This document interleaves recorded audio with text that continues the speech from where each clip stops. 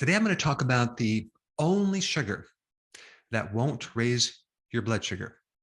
Now, I see you're getting pretty excited about this, but before you get too excited, let me explain. Sugar is classified in a certain way.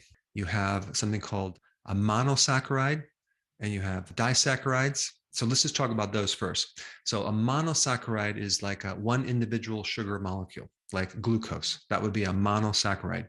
Mono meaning one, saccharide means sugar. And then you also have another monosaccharide called fructose. And if you combine these different monosaccharides together, you have different types of sugar.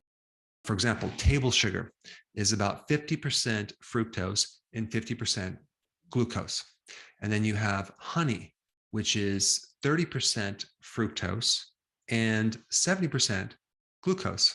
Then you have other sugars like lactose, that's like milk sugar. That would be glucose plus another type of monosaccharide called galactose. And then you have something called high fructose corn syrup, because it's a combination of glucose and fructose, could range anywhere between 55 to 90% fructose. And then you have agave nectar, which is combined of glucose and fructose. And fructose in agave nectar is about 85%. Okay, so it's a lot of fructose. Then you have fruit. Fruit is a combination of glucose plus fructose. But the fructose in fruit can vary between 1% and 30%. Now you're probably saying, like, what would be 1%? Well, it could be like avocados, that would be considered a fruit, or maybe olives, that would be considered a fruit. Very low sweetness, right? Very low fructose. What's interesting about fructose is that it's the only sugar that does not activate the beta cells. That's the cells in the pancreas that release insulin. It does not increase your blood sugars, at least initially. When you think about it, when you go to the doctor to get your blood sugar tested, they're not going to be checking how much fructose that's in the blood. They're going to be checking how much glucose is in the blood. Two completely different monosaccharides.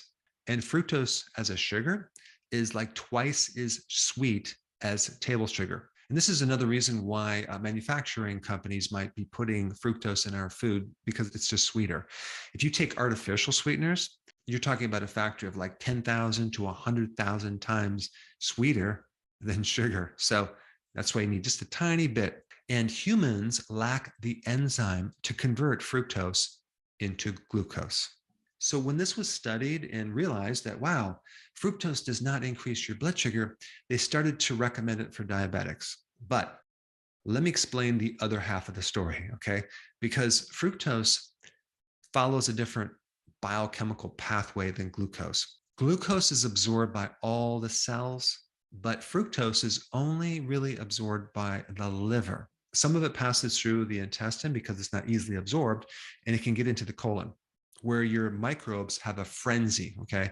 It's kind of like crack to your microbes, and they will start eating this up and start growing rapidly, and you'll get a lot of gas and sometimes diarrhea and a lot of digestive bloating and all sorts of digestive problems. This is why a lot of people cannot do fruit or just fructose in general. But what about the stuff that's absorbed to the liver? I want to talk about that, because that fructose in your liver, that can be converted to glucose and stored as glycogen. Now, if there's enough glycogen stored in the liver, then the body will instantly start making triglycerides, which are blood fats, and cholesterol. It's been well documented that fructose will make a liver very fatty very quickly if you consume enough of it, right? But we don't consume very much of it. Well, it just so happens that kids, for example, 25% of their calories are in the form of fructose on average. That is crazy. So we're consuming a massive amount of fructose in many different forms. The other problem with your liver becoming fatty and you producing all these triglycerides is that will now create insulin resistance in a bad way, okay? More potently than glucose.